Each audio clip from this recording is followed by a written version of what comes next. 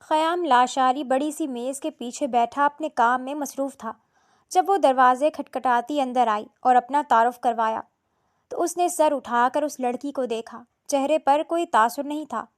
سر، مجھے اپنے بھائی کے علاج کے لیے فوری 10 لاکھ کی ضرورت ہے، اس نے لرزتی آواز میں کہا تو خیام لاشاری نے قلم چھوڑ کر اسے سر تا پیر دیکھا تھا۔ میں خیرات نہیں دیتا مس ماہم، میں سودا کرتا ہوں۔ تمہیں رقم مل جائے گی مگر بدلے میں ایک رات۔ ماہم، کیا ہوا پیسوں کا؟ کچھ انتظام ہوا کہ نہیں؟ ماہم کمرے سے نکلی تو عالیہ بھابھی نے اسے دیکھتے ہوئے پوچھا۔ بھابھی، میں کوشش کر رہی ہوں، ماہم نے کہا۔ اس کا لہجہ بھیگ گیا اور آواز گلے میں پھنس سی گئی تھی۔ ماہم، کچھ کرو، نہیں تو تمہارے بھائی مر جائیں گے اور تمہارے بھتیجے یتیم ہو جائیں گے۔ تم مذاق سمجھ رہی ہو؟ ڈاکٹروں نے صاف صاف جواب دے دیا ہے، اگر آج ان کا آپریشن نہیں ہوا تو پھر ان کا بچنا ممکن نہیں ہے۔ عالیہ بھابھی کا لہجہ سخت ہوا تھا اور آنکھوں سے آنسو بہنے لگے تھے۔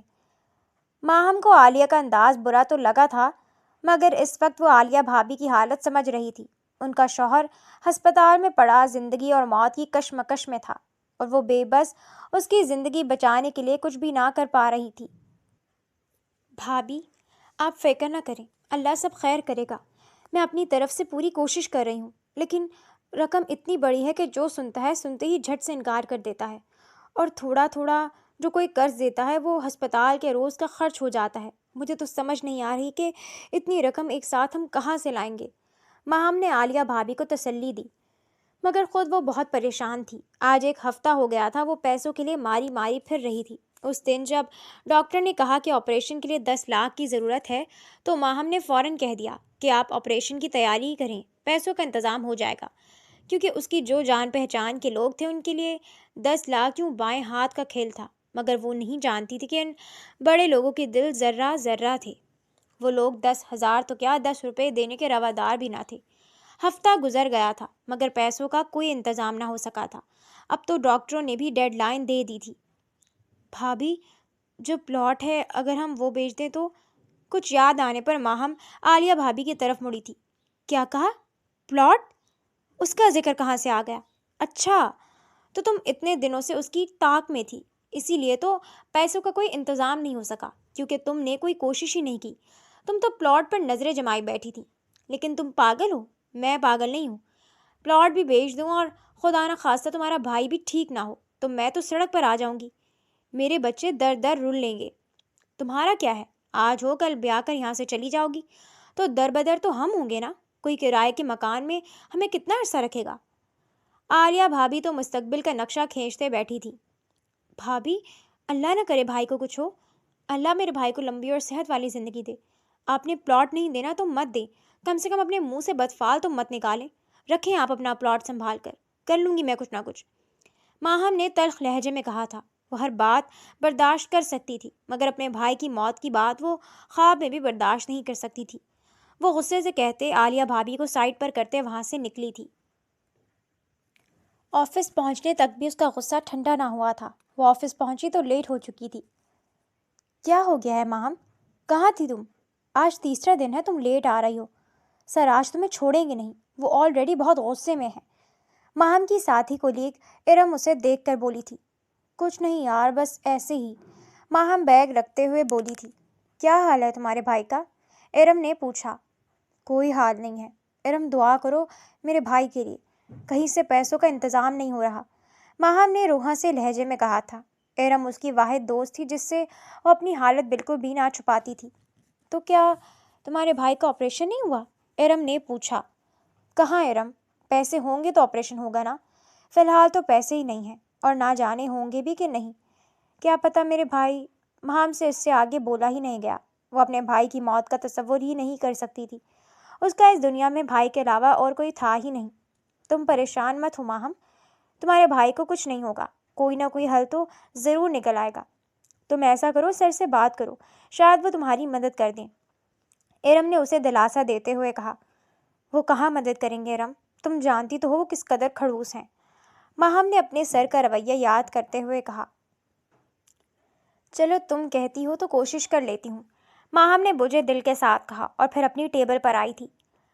ماہم BA کرنے کے بعد ایک پرائیویٹ کمپنی میں 25,000 کی تنخواہ پر کام کرتی تھی۔ پہلے جاب اس کا شوق تھا اور وہ وقت گزاری کے لیے جاب کرتی تھی، مگر پھر آہستہ آہستہ یہ نوکری اس کی مجبوری بن گئی۔ اب اس کے سر پر اتنا کام ہوتا تھا کہ اسے سر کھجانے کی فرصت بھی نہیں ملتی تھی، اور اب جب سے اس کے بھائی ہسپتال میں تھے اس کی تو راتوں کی نیند ہی اڑ گئی تھی۔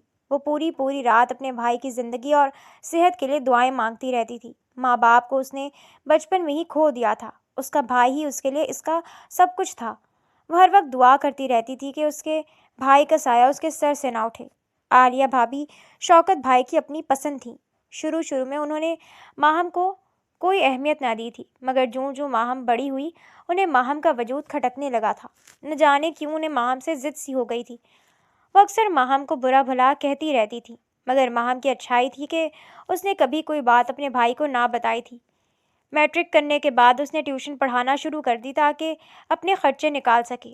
پھر BA کے بعد جب وہ گھر پر ہوتی تو عالیہ بھابھی نے اسے بے تحاشا تنگ کرنا شروع کر دیا تھا، جس سے تنگ آتے ماہم نے اپنی دوست ارم کے توسط سے ایک کمپنی میں نوکری شروع کر دی تھی، جس سے ایک تو اسے عالیہ بھابھی کا سامنا کم کرنا پڑتا، دوسرا جب وہ تنخواہ ان کے ہاتھ پر رکھتی تو وہ میٹھی شہد بن جاتی تھی۔ ارم اکثر اس بات پر ماہم سے ناراض ہو جاتی کہ وہ سارا دن محنت سے آفس میں کام کرتی تھی اور تنخواہ ساری اپنی بھابھی کو دے دیتی تھی۔ کم سے کم اسے کچھ تو بچا کر رکھنا چاہیے تھا۔ ارم کی یہ بات اسے اس وقت سمجھ آ رہی تھی۔ کاش کہ اس وقت وہ کچھ نہ کچھ بچا کر رکھتی رہتی تو آج اسے اس قدر دوسروں کے سامنے ہاتھ تو نہ پھیلانے پڑتے۔ اس کے بھائی شوکت صاحب کو 3 مہینے پہلے ہارٹ اٹیک ہوا تھا۔ اس وقت ان کی سرجری ہوئی اور ان کی ساری کی ساری جمع پونجی اس سرجری پر خرچ ہو گئی تھی۔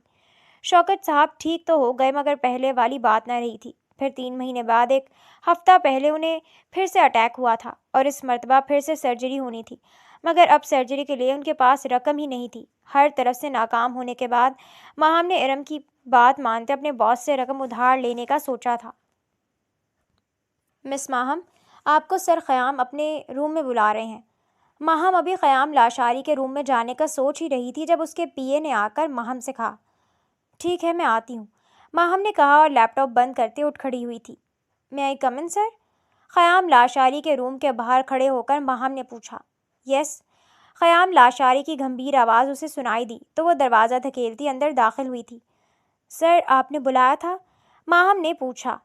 جی مس ماہم، آئیے بیٹھیے، مجھے آپ سے آپ کی روٹین ڈسکس کرنی تھی۔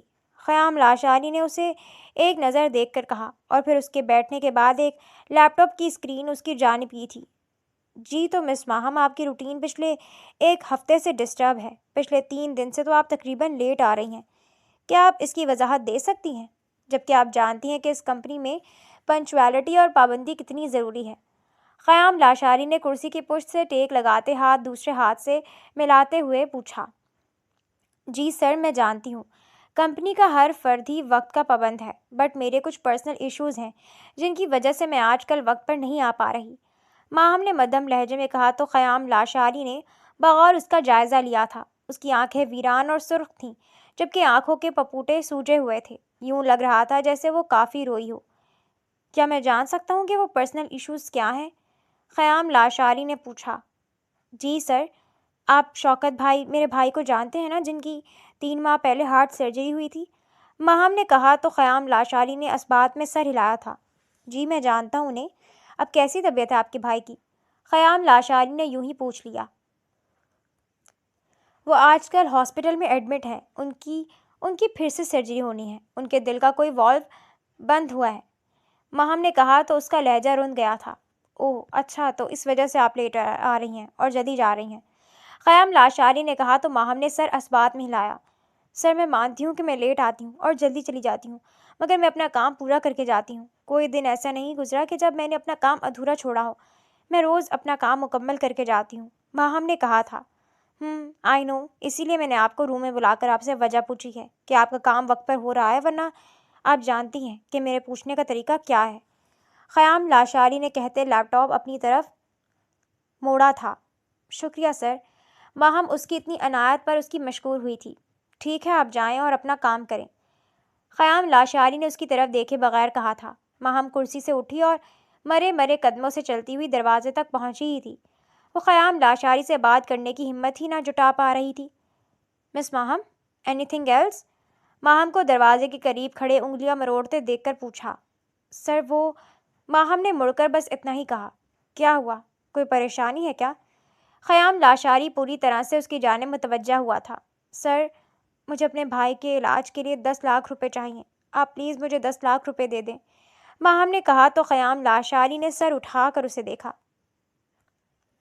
پلیز سر، انکار مت کیجیے گا، اگر آپریشن نہیں ہوا تو بھائی مر جائیں گے، ماہم نے کہا اور رونے لگی۔ اس کی آنکھوں میں جمع آنسو پلکوں کی باڑ توڑ کر اس کے گالوں پر بہہ نکلے تھے۔ میں خیرات نہیں دیتا مس ماہم، میں سودا کرتا ہوں، اگر آپ میری شرط مانیں تو میں آپ کو 10 لاکھ دینے کے لیے تیار ہوں، کچھ سوچتے ہوئے خیام لاشاری نے کہا اور پھر ماہم کی طرف دیکھا تھا۔ کیسی شرط؟ آپ کی جو بھی شرط ہے مجھے منظور ہے، بس آپ مجھے رقم دے دیں، ماہم نے تیزی سے کہا تھا۔ ماہم، آپ پہلے شرط تو سن لیں، خیام لاشاری نے کہا۔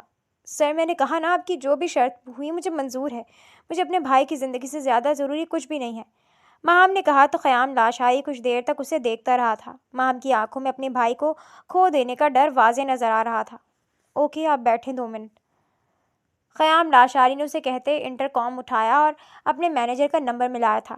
میری چیک بک لے کر میرے روم میں آئیں، خیام لاشاری نے کہہ کر فون رکھا تو کچھ ہی دیر بعد مینیجر کمرے میں آیا تھا۔ خیام لاشاری نے اس سے چیک بک لیتے جلدی سے 10 لاکھ کا چیک کاٹتے چیک بک مینیجر کے حوالے کی تھی۔ مینیجر چیک بک لے کر واپس چلا گیا تھا۔ یہ لے مس ماہم، اور شرط یاد رکھیے گا، خیام لاشاری نے چیک سائن کرتے اس کی طرف بڑھایا اور اس سے کہا تھا۔ جی سر، بہت بہت شکریہ، مجھ پر ایک احسان اور کر دیں، مجھے ہاف لیو دے دیں، مجھے آپریشن کا پروسیس کرانا ہے، میں رات میں کام کر کے آپ کو میل بھیج دوں گی، ماہم نے درخواست گزار نظروں سے اسے دیکھتے ہوئے کہا تھا۔ ٹھیک ہے مس ماہم، آپ جائیں، آرام سے جائیں اور پروسیس پورا کریں، میری کسی مدد کی ضرورت ہوئی تو مجھے بتائیے گا، اللہ آپ کے بھائی کو صحت دے، خیام لاشاری نے کہا تو ماہم آمین کہتے اٹھی تیزی سے کمرے سے باہر نکل گئی تھی۔ خیام لاشاری کچھ دیر تک اسے جاتا ہوا دیکھتا رہا اور پھر سر جھٹکتے کام میں مصروف ہو گیا۔ آئی ایم سوری، ہم انہیں نہیں بچا سکے، آپ ڈیڈ باڈی لے کر جا سکتے ہیں۔ ماہم پچھلے 6 گھنٹے سے ہسپتال کے کوریڈور میں ٹہل رہی تھی۔ 6 گھنٹے سے شوکت صاحب کا آپریشن چل رہا تھا۔ ماہم کمپنی سے نکل کر سیدھی بینک گئی تھی اور وہاں سے رقم لے کر ہسپتال میں جمع کروائی تھی، ساتھ ہی اس نے عالیہ بھابھی کو میسج کر کے ہسپتال آنے کا کہہ دیا تھا۔ کچھ ہی دیر میں وہ بھی پہنچ چکی تھی۔ ڈاکٹر نے پیسے جمع ہوتے ہی آپریشن شروع کر دیا تھا اور اب 6 گھنٹے گزرنے کے بعد انہوں نے یہ جواب دیا تھا۔ کیا؟ یہ کیا کہہ رہے ہیں آپ؟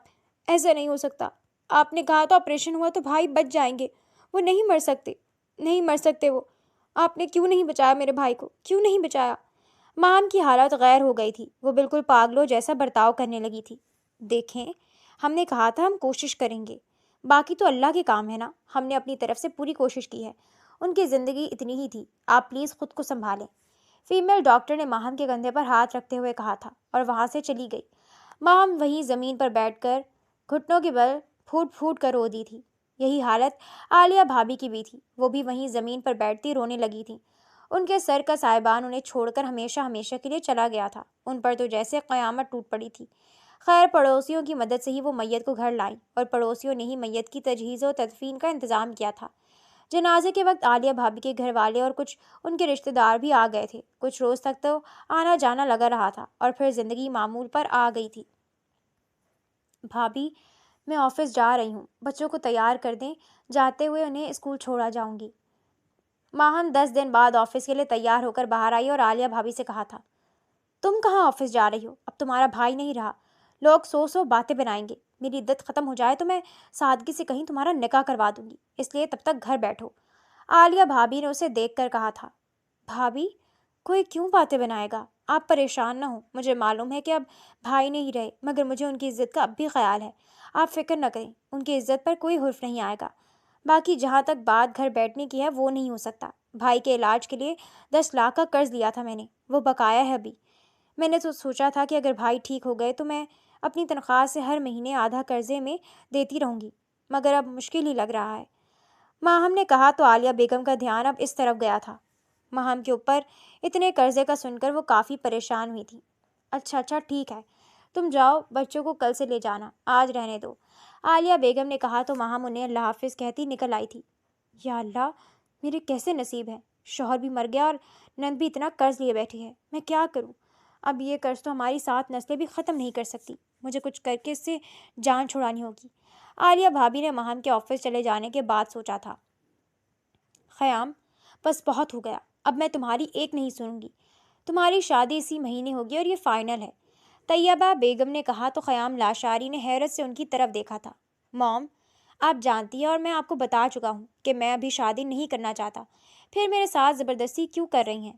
خیام لاشاری نے اکتائے ہوئے لہجے میں کہا تھا۔ کیوں نہیں کرنا چاہتے؟ کیا تکلیف ہے تمہیں؟ اچھی بھلی شادی کی عمر ہے تمہاری، اور پھر عروبہ تمہیں پسند بھی بہت کرتی ہے، طیبہ بیگم نے کہا تھا۔ ان کی بات سنتے خیام لاشاری کے ماتھے پر بل پڑے تھے۔ پھر تو آپ بھول ہی جائیں موم، بھابھی کی بہن اس دنیا کی آخری لڑکی بھی ہوئی تو بھی میں اس سے شادی نہیں کروں گا، چاہے مجھے کوارا ہی کیوں نہ مرنا پڑے، خیام لاشاری نے کہا تو اس کا لہجہ حتمی تھا۔ خیام، اب تم زیادتی کر رہے ہو، کیا کمی ہے آخر اس میں؟ طیبہ بیگم نے پوچھا۔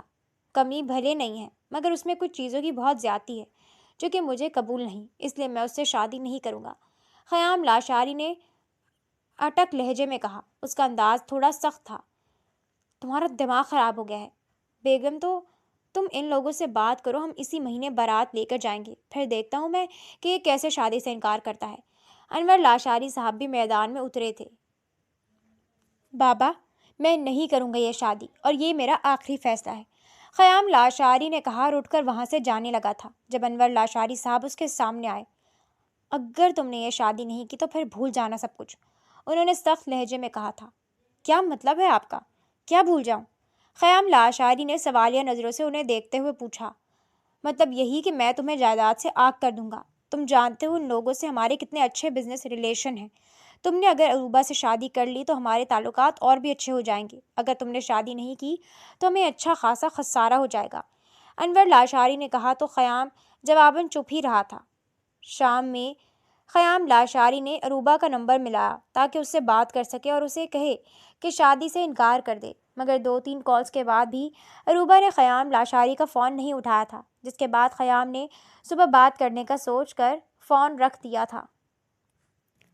کیسی ہیں مس ماہم آپ؟ خیام لاشاری آفس میں داخل ہوا تو ماہم کو دیکھ کر پوچھا۔ میں ٹھیک ہوں سر، آپ کیسے ہیں؟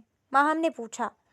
میں بھی ٹھیک ہوں، آپ کے بھائی کی موت کا بہت دکھ ہوا، میں آؤٹ آف سٹی تھا ورنہ جنازے میں ضرور شرکت کرتا، اللہ پاک ان کی مغفرت کرے، آمین، خیام لاشاری نے کہا تو ماہم نے زیر لب آمین کہا تھا۔ آپ کا بہت سارا کام پینڈنگ ہے، خیام لاشاری نے کہا۔ جی سر، میں جانتی ہوں، ڈونٹ وری، میں 1 ہفتے میں سارا کام مکمل کر لوں گی، ماہم نے کہا تھا۔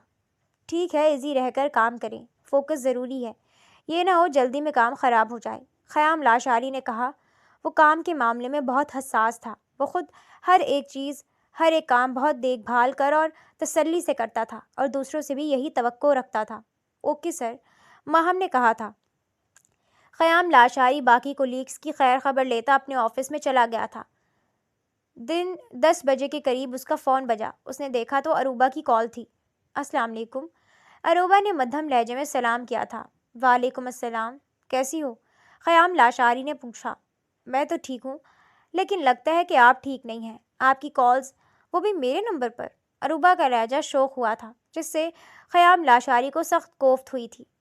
جی مجھے تم سے ضروری بات کرنی تھی، خیام لاشاری نے کہا۔ جی میں ہمتاً گوش ہوں، آپ فرمائیں آپ کو کون سی ضروری بات کرنی ہے؟ عروبہ نے پوچھا۔ شاید تمہیں معلوم ہے کہ ہمارے گھر والے ہماری شادی کروانا چاہ رہے ہیں، خیام لاشاری نے بات کا آغاز کیا۔ جی میں جانتی ہوں اور بہت خوش بھی ہوں، عروبہ نے چہکتے ہوئے کہا، مگر میں خوش نہیں ہوں، میں چاہتا ہوں کہ تم شادی سے انکار کر دو، خیام لاشاری نے کہا تھا۔ کیوں؟ کیا ہوا؟ عروبہ کی چہچہاہٹ ایک دم سے ختم ہو گئی تھی۔ ہوا کچھ نہیں ہے، بس میں تم سے شادی نہیں کرنا چاہتا، خیام لاشاری نے کہا تھا۔ کوئی وجہ تو ہوگی، آخر کیا کمی ہے مجھ میں؟ عروبہ نے پوچھا۔ ضروری نہیں ہے کہ کوئی کمی ہو، تم میں کوئی کمی نہیں ہے، لیکن ہر انسان کی اپنی اپنی کوئی چوائس ہوتی ہے، میرا انتخاب تم جیسا نہیں ہے، خیام لاشاری نے کہا۔ کیسا انتخاب ہے تمہارا؟ تم بتاؤ، تم جیسے کہو گے میں ویسی ہو جاؤں گی، عروبہ نے کہا تھا۔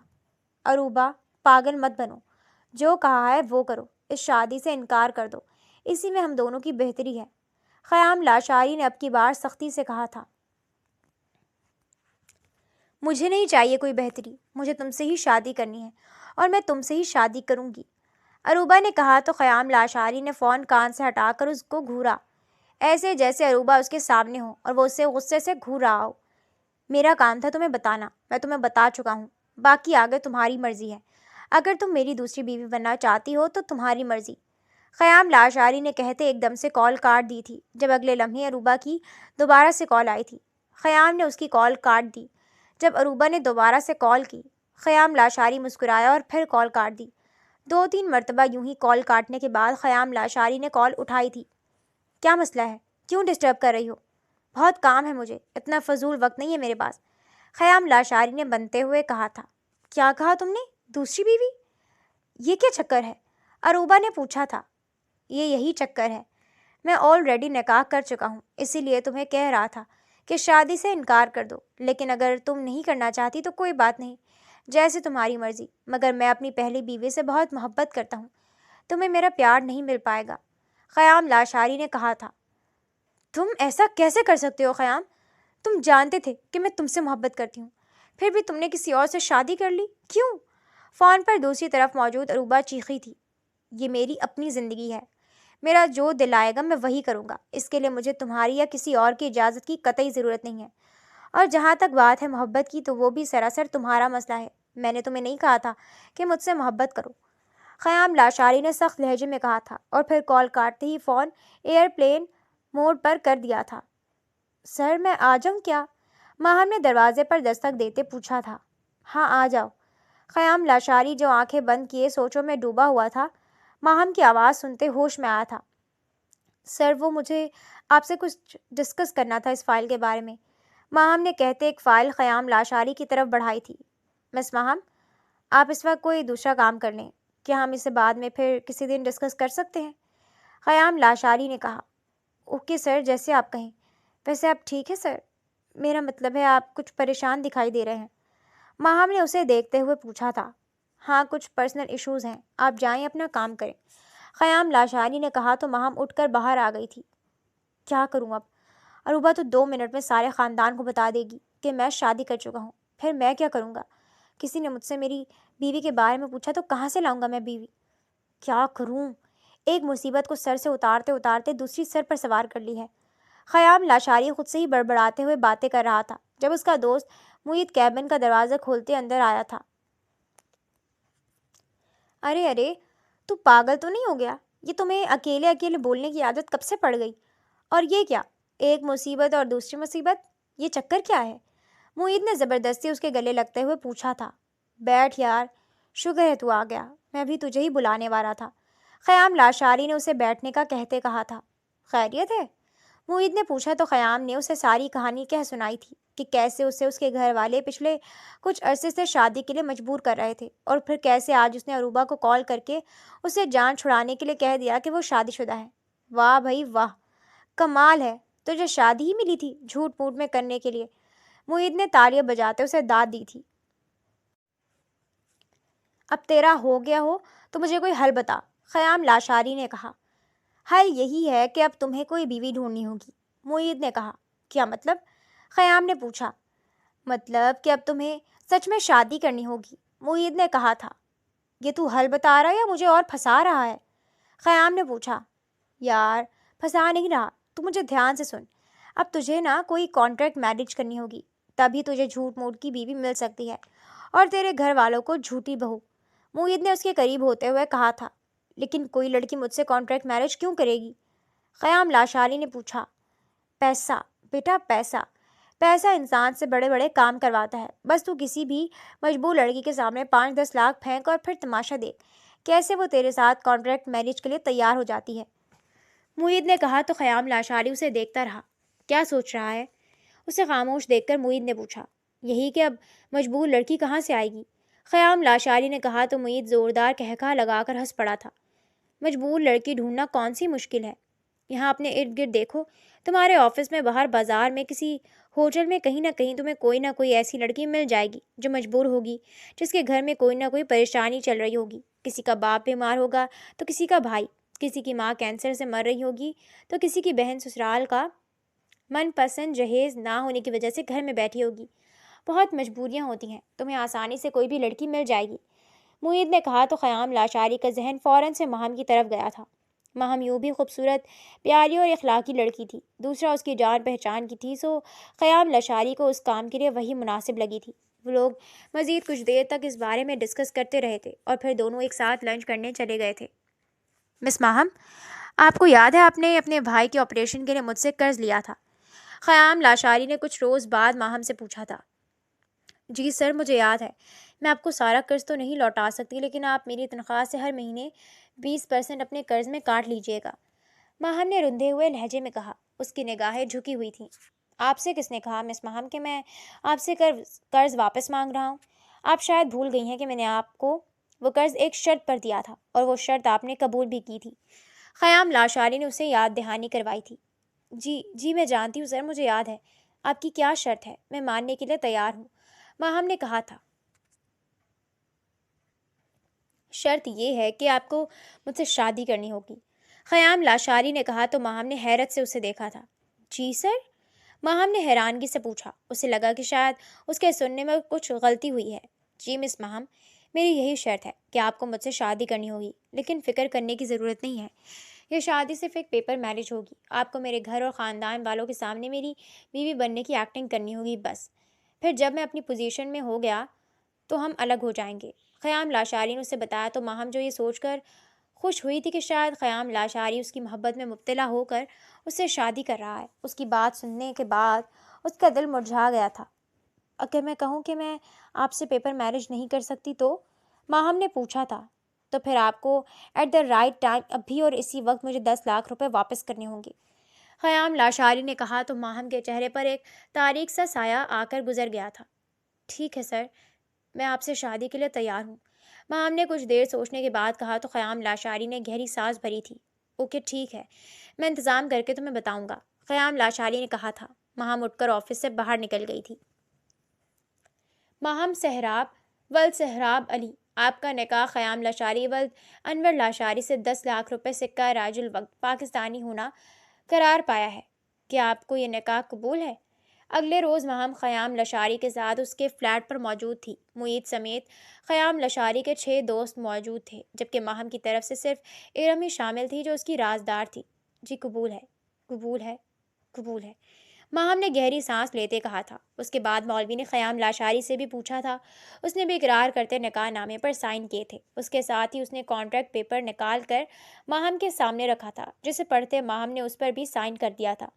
دعا کے بعد معید مولوی صاحب کو الوداع کہہ آیا تھا۔ کچھ دیر بعد خیام لاشاری کے باقی دوست بھی رخصت ہو گئے تھے، اب صرف معید اور ارم ہی ان کے ساتھ باقی رہے تھے۔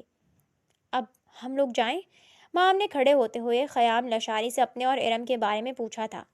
معید، تم دونوں کو چھوڑ آؤ گے اور یہ کچھ پیسے رکھ لو، اچھی سی شاپنگ کر لینا، ہو سکتا ہے جلد ہی تمہیں اپنے سسرال والوں سے ملنا پڑے، خیام لاشاری نے کہتے چیک کاٹ کر اس کی طرف بڑھایا تھا، جسے کچھ دیر سوچنے کے بعد ماہم نے تھام لیا تھا۔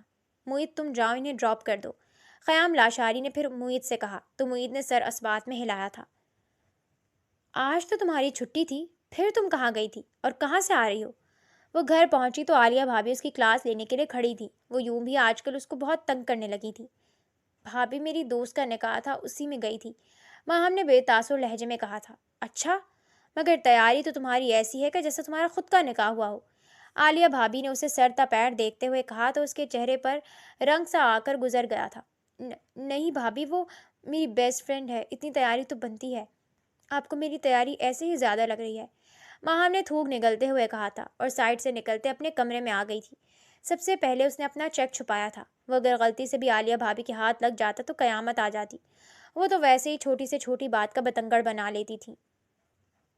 چلیں مس ماہم۔ 2 دن بعد ماہم کام میں مصروف تھی جب لنچ ٹائم پر خیام لاشاری نے اس کے قریب آتے ہوئے کہا۔ کہاں سر؟ ماہم نے پوچھا۔ آپ کو بتایا تھا نا کہ ہم نے ایک میٹنگ کے لیے جانا ہے، چلیں اب جلدی آئیں، خیام لاشاری نے کہتے اسے اٹھنے کا اشارہ کیا تھا۔ ماہم ناسمجھی سے اسے دیکھتے ہوئے اٹھ کر اس کے ساتھ آئی تھی۔ بیٹھو گاڑی میں، خیام لاشاری نے اسے دیکھ کر کہا۔ ہم کہاں جا رہے ہیں؟ آپ نے تو کسی میٹنگ کا نہیں بتایا تھا مجھے، ماہم نے کہا تو خیام لاشاری اس کے قریب آیا تھا۔ ہم فلیٹ پر جا رہے ہیں، وہیں لنچ بھی کریں گے، خیام نے کہا تھا۔ کیا؟ لیکن کیوں؟ مجھے آپ کے ساتھ کہیں نہیں جانا، آپ میرے ساتھ فلرٹ کر رہے ہیں، آپ کی ہمت بھی کیسے ہوئی؟ آپ نے کہا تھا ہماری شادی پیپر میرج ہوگی، تو اب کی سوچ کر آپ نے مجھے لنچ کی آفر کی ہے۔ میں کوئی ایسی ویسی لڑکی نہیں ہوں۔ میرے لیے پیپر میرج کا مطلب پیپر میرج ہی ہے۔ میں آپ کی تسکین کا سامان ہرگز نہیں بنوں گی۔ آپ وقت گزاری کے لیے کوئی اور لڑکی لے آئیں، مگر مجھ سے یہ امید مت رکھیے گا۔ ماہم تو لنچ کا سنتے ہی منہ میں جو آیا بولتی گئی تھی۔ اس چکر میں اس نے خیام لاشاری کے چہرے کے بدلتے رنگ بھی محسوس نہ کیے تھے۔ اسٹاپ مس ماہم، آپ میرے بارے میں اس طرح کی سوچ رکھتی ہوں گی، میں نے کبھی نہیں سوچا تھا۔ خیر اچھا ہوا آپ کی سوچ جلد ہی مجھ پر آشکار ہو گئی۔ آپ کی معلومات کے لیے بتاتا چلوں کہ میں کچھ ہفتوں کے لیے آؤٹ آف سٹی جا رہا تھا، اسی لیے آپ کو انفارم کرنا اور اپنے گھر والوں سے ملوانا چاہ رہا تھا، مگر خیر نہ تو نہ صحیح، یہ میرا کارڈ رکھ لیجئے۔ بھلے ہی ہماری پیپر میرج ہے، مگر مجبوریاں یہ سب نہیں دیکھتی۔ جتنی رقم چاہیے ہوئی استعمال کر لینا۔ آئی ہوپ کہ یہ آپ کے لیے کافی ہوگی۔ باقی آپ کی اپنے بارے میں سوچ جان کر مجھے بہت مایوسی ہوئی ہے۔ میں کوئی ایسا ویسا گرے ہوئے کردار کا لڑکا ہوتا تو مجھے آپ سے نکاح کرنے کی ضرورت نہیں تھی۔ میرے ایک اشارے میں میرے لیے درجنوں لڑکیاں حاضر ہو جاتی، مگر میں نے اپنے کردار کو ہمیشہ شفاف رکھا ہے۔ ایک شفاف کردار ہی ایک عزت دار نسل اور خاندانی مرد کی نشانی ہوتا ہے۔ اپنا خیال رکھیے گا، اللہ حافظ۔ خیام لاشاری ماہم لاشاری کو اچھا خاصا شرمندہ کرتے وہاں سے نکل گیا تھا۔ ماہم کو جب تک اپنے کہے گئے لفظوں کا احساس ہوا تب تک بہت دیر ہو چکی تھی۔ وہ کافی دیر تک وہیں کھڑی اس کی گاڑی کو جاتا ہوا دیکھتی رہی تھی، پھر لوٹ کر اندر آ گئی تھی۔ خیر ہے، جب واپس آئیں گے تو ان سے سوری کر لوں گی، ماہم نے دل ہی دل میں سوچا تھا، مگر وہ نہیں جانتی تھی کہ یہ کام بے حد مشکل ہونے جا رہا تھا۔ ماہم، چاہتی کیا ہو تم؟ آخر تم نے مجھے کیوں پریشان کیا ہوا ہے؟ کتنے اچھے اچھے رشتے تمہارے لیے آئے، تم نے سب ٹھکرا دیے۔ تم سے کتنی بار پوچھا ہے میں نے کہ اگر کوئی پسند ہے تو بھی مجھے بتا دو، چلو میں تمہاری پسند سے تمہاری شادی کروا دیتی ہوں، لیکن کچھ تو بتاؤ، یوں ہر رشتے کو ریجیکٹ کرنا کہاں کی عقل مندی ہے؟ عالیہ بھابھی ماہم کے پاس اس کے کمرے میں آئی تھی، جو پھر سے رشتے کے لیے انکار کر رہی تھی۔ خیام لاشاری کو آؤٹ آف کنٹری گئے 2 سال ہو چکے تھے اور وہ لوٹ کر نہیں آیا تھا۔ ماہم نے فون پر اس سے رابطہ کرنے کی کوشش کی، مگر نہیں ہو پایا تھا۔ پچھلے 2 سال سے ماہم کوئی درجن بھر رشتے تو ٹھکرا ہی چکی تھی جو اس کے لیے آئے تھے۔ عالیہ بھابھی اب تنگ آ گئی تھی۔ آج پھر اس کے لیے رشتہ آیا تھا اور ماہم بغیر دیکھے اس رشتے کو ٹھکرا رہی تھی۔ بھابھی، مجھے کوئی پسند نہیں ہے، بس میرا دل نہیں ہے، مجھے کسی سے شادی نہیں کرنی، بس یہ میرا آخری فیصلہ ہے، ماہم نے کہا تھا۔ میں اب تمہارا کوئی بھی اہم کانہ فیصلہ نہیں مانوں گی، تمہیں اب شادی کرنی ہوگی۔ اگر تمہاری کوئی پسند نہیں ہے تو ٹھیک ہے، اب میں اپنی مرضی سے تمہاری شادی کرواؤں گی۔ میں اس رشتے کے لیے ہاں کر رہی ہوں، اب میں تمہارا کوئی انکار نہیں سنوں گی۔ عالیہ بھابھی نے فیصلہ سنایا اور کمرے سے چلی گئی، جبکہ ماہم نے خود کو کوسا تھا۔ ایک مرتبہ پھر سے فون اٹھاتے اس نے خیام لاشاری کا نمبر ملایا، مگر اس مرتبہ بھی کوئی رابطہ نہ ہو پایا تھا۔ تنگ آتے اس نے فون ایک طرف رکھا اور سر ہاتھوں میں گرائے پھوٹ پھوٹ کر رو دی تھی۔ خیام لاشاری سے پیپر میرج کرنا اس کی زندگی کی سب سے بڑی غلطی بن گئی تھی۔ اب نہ تو خیام لاشاری آ رہا تھا، نہ ہی اس کی جان چھوٹ رہی تھی۔ کبھی کبھی تو وہ یہ دعا کرتی کہ وہ کبھی آئے ہی نہ اور وہ ہمیشہ کے لیے اس کے نام ہو جائے، مگر پھر کبھی کبھی اسے اپنی یہ بے وجہ زندگی بیکار سی لگتی تھی۔ کبھی کبھی وہ اس کے بارے میں اتنا سوچتی کہ پاگل سی ہو جاتی تھی۔ وہ جانے انجانے میں اس سے محبت کرنے لگی تھی، اس لیے کبھی کبھی اسے خود بھی اپنی حالت سمجھ نہیں آتی تھی۔ اپنے دل کی بے چینی اور بے قراری کبھی کبھی اسے بہت بے بس کر دیتی تھی۔ یہی حال 7 سمندر پار یورپ میں بیٹھے خیام لاشاری کا بھی تھا۔ اسے بھی نہ جانے کب اور کیسے ماہم سہراب سے محبت ہوئی، وہ جان ہی نہ پایا تھا۔ ماہم کہیں چپکے سے ہی اس کے دل میں جگہ بنا گئی تھی، تبھی اب وہ واپس آنے سے بھی کترا رہا تھا، کیونکہ اسے معلوم تھا کہ وہ واپس ماہم کے سامنے آیا تھا تو وہ اسے ڈائیورس کا مطالبہ کرے گی، جو وہ کسی صورت پورا نہیں کرنا چاہتا تھا، اسی لیے اس سے کترا رہا تھا۔ مگر اب ماہم کا صبر جواب دے چکا تھا، تبھی وہ اس کے گھر جا پہنچی تھی۔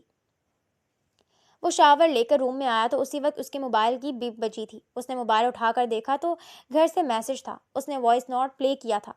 سر، میں آپ کا انتظار کرتے کرتے تھک گئی ہوں، مگر آپ ایسے گئے ہیں کہ اب تک واپس آنے کا نام ہی نہیں لے رہے۔ میں نہیں جانتی کہ آپ زندہ ہیں یا اللہ میاں کے پاس پہنچ گئے ہیں۔ بہرحال آپ کو یہ بتانے کے لیے رابطہ کیا ہے کہ آپ سے رابطہ کرنے کی بہت کوشش کی ہے میں نے۔ میری بھابھی میری شادی کرنا چاہتی ہیں، میں نے بہت انکار کیا ہے، مگر اب وہ نہیں رک رہی، اب وہ میری شادی کروا کر ہی دم لیں گی۔ آپ تک اگر یہ وائس نوٹ پہنچا تو لازمی آ جائے گا، ورنہ میرا نکاح پر نکاح کرنے کا الزام آپ کے سر آئے گا، آپ ہی قصوروار ہوں گے۔ میں اب مزید آپ کا انتظار نہیں کر سکتی۔ یہ ماہم کا وائس نوٹ تھا جو گھر کے نمبر سے اسے سینڈ کیا گیا تھا۔ ماہم کا وائس نوٹ سنتے ہی خیام لاشاری کے ماتھے پر بل پڑے تھے. وہ اس کے گھر پہنچ گئی تھی. میسج کو سین کرتے اس نے موبائل رکھ دیا تھا. تبھی پھر سے میسج آیا تھا. برخوردار، پہلی فلائٹ سے گھر پہنچو، نہیں تو میں بہو کو لے کر وہاں پہنچ جاؤں گا اور اس کے سامنے تمہاری چھترول کروں گا. پھر شاید تمہیں اچھا نہ لگے. ساتھ ہی انور صاحب کا میسج بھی آیا تھا. میں نہیں آ سکتا. اس نے بھی جواباً لکھ کر بھیجا. وجہ؟ انور صاحب نے پوچھا. وجہ بتائی تو آپ زیادہ چھترول کریں گے، خیام لاشاری نے کہا. کیوں؟ ایسا کیا کیا ہے تم نے؟ انور صاحب نے پوچھا تو جواباً وہ انہیں اپنی اور ماہم کی کانٹریکٹ میرج کے بارے میں سب بتا گیا تھا. تم نے اتنی بڑی بات چھپائی ہم سے؟ حد ہوتی ہے بے وقوفی کی. تم نے اپنی جان بچانے کے لیے اس بیچاری لڑکی کی زندگی برباد کر دی. انور صاحب نے مارے صدمے کے کہا. بابا وہ میں، خیام لاشاری نے کہا. خیام، 2 دن کا وقت ہے تمہارے پاس. گھر پہنچو، نہیں تو مجھ سے برا کوئی نہیں ہوگا. اب کی بار انہوں نے سختی سے کہا تھا. تم نے ایک بے سہارا یتیم اور مجبور لڑکی کی زندگی کے ساتھ کھلواڑ کیا ہے خیام. مجھے تم سے یہ امید نہیں تھی. نہ جانے وہ کیسے زمانے کو فیس کرتی ہوگی. خود سوچو، جب اس نے بار بار شادی سے انکار کیا ہوگا تو لوگوں نے اس کے بارے میں کیا کیا سوچا ہوگا. کچھ تو شرم کر لینی چاہیے تھی تمہیں یہ سب کرنے سے پہلے. 2 دن بعد خیام انور صاحب کے سامنے تھا اور وہ بری طرح اس پر بھڑک رہے تھے. بابا اس وقت میں نے اتنا سب کچھ نہیں سوچا تھا. مجھے لگا تھا کہ کچھ عرصے کی بات ہے، پھر میں اسے ڈائیورس دے دوں گا. خیام لاشاری منمناتے ہوئے بولا تھا. اب کیا سوچا ہے تم نے؟ کیا کرنا ہے آگے؟ مسز لاشاری نے پوچھا تھا. مجھے اس سے محبت ہو گئی ہے، میں اسے ڈائیورس نہیں دوں گا، خیام لاشاری نے کہا تھا. اچھا، تو یعنی تم اسے کسی اور کی ڈولی میں بیٹھتے دیکھ لو گے مگر طلاق نہیں دو گے؟ مسز لاشاری بولی. نہیں موم، میں نے ایسا نہیں کہا. میرا مطلب ہے کہ میں اسے نہیں چھوڑوں گا. مطلب مجھے اس سے محبت ہے اور میں اس سے شادی کر کے اسے اپنے گھر لانا چاہتا ہوں. خیام لاشاری نے ایک ہی سانس میں کہا تھا. اگر اس لڑکی کی بات نہ ہوتی تو میں کبھی تمہاری یہ بات نہ مانتی، مگر اس لڑکی کی ساری زندگی کا سوال ہے. تم اپنی جان چھڑانے کے لیے جو کچھ اس کے ساتھ کیا وہ بالکل بھی درست اور قابل قبول نہیں ہے. میں تو چاہتی ہوں وہ تمہیں اس کی سخت سے سخت سزا دے. مسز لاشاری نے کہا اور اس کے پاس سے اٹھ گئی تھی. انہیں بہت دکھ ہوا تھا اور وہ بہت شرمندہ بھی تھی خیام لاشاری کے اس قدم سے کہ اس نے اپنے مفاد کے لیے ایک مجبور لڑکی کا استعمال کیا تھا. چند دن بعد ماہم دلہن بنی لاشاری مینشن آئی تھی. سرخ رنگ کے لہنگے چولی میں ملبوس وہ بے حد حسین لگ رہی تھی. اس کے چہرے پر بلا کی معصومیت تھی. یہی معصومیت ہی تھی کہ جس نے مسز لاشاری کے دل کو پگھلا دیا تھا اور وہ اس کی طرف مائل ہو گئی تھی. دوسرا خیام لاشاری کی غلطی کا ازالہ کرنے کے لیے وہ اور انور لاشاری دونوں اسے قبول کرنے کے لیے تیار ہو گئے تھے. آئی ایم سوری بیٹا، مجھے معاف کر دو. وہ کمرے میں بیٹھی تھی جب مسز لاشاری اس کے قریب آئیں اور اس کا ہاتھ پکڑ کر کہا تھا. ان کا لہجہ ندامت بھرا تھا. کیا ہوا آنٹی؟ آپ کیوں اور کس بات کی معافی مانگ رہی ہیں؟ ماہم نے پوچھا تھا. میں نے ہی خیام کو روبہ سے شادی کے لیے مجبور کیا تھا، جس کی وجہ سے اس نے تمہارے ساتھ پیپر میرج کی. اگر میں اسے مجبور نہ کرتی تو وہ بھی تمہیں مجبور نہ کرتا. اس لیے میں شرمندہ ہوں. میں جانتی ہوں تمہیں اس وجہ سے کتنی مشکلات رہی ہیں.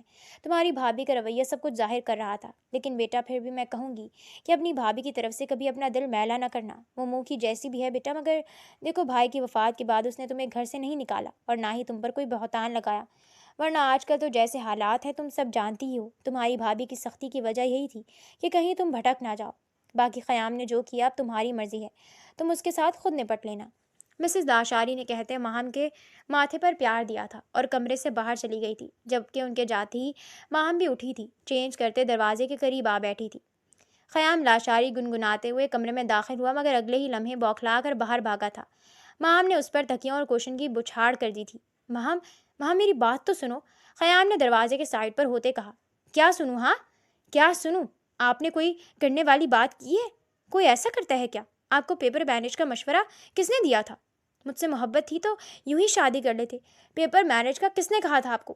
ماہم نے اسے اندر آنے کا راستہ دیتے ہوئے پوچھا تھا. قسم سے ماہم یقین کرو، یہ آئیڈیا میرا نہیں تھا، یہ تو معید نے کہا تھا. تمہاری قسم، خیام لاشاری نے اس کے سر پر ہاتھ رکھتے ہوئے کہا تھا. پھر تو ارم اس کے ساتھ بالکل ٹھیک کر رہی ہے. میں تو یوں ہی اس کو بیچارہ سمجھ رہی تھی. ماہم نے تھک ہار کر صوفے پر بیٹھتے ہوئے کہا. معید اور ارم کی شادی کو 6 ماہ ہوئے تھے اور معید کو اب ارم نے اچھے سے جورو کا غلام بنایا ہوا تھا. نہیں، تمہاری دوست کچھ زیادہ ہی کر رہی ہے. اس سے کہو اب اس پر تھوڑا رحم کرے. خیام نے بیڈ پر لیٹتے ہوئے کہا. کیوں رحم کرے؟ اس کا علاج ہے، ماہم نے کہا. اور تمہارا کیا علاج ہے؟ خیام نے کہتے اسے کھینچ کر خود پر گرایا۔ اس سے پہلے کہ وہ کچھ سمجھتی وہ اسے نیچے کرتا اس پر خود قابض ہو گیا تھا۔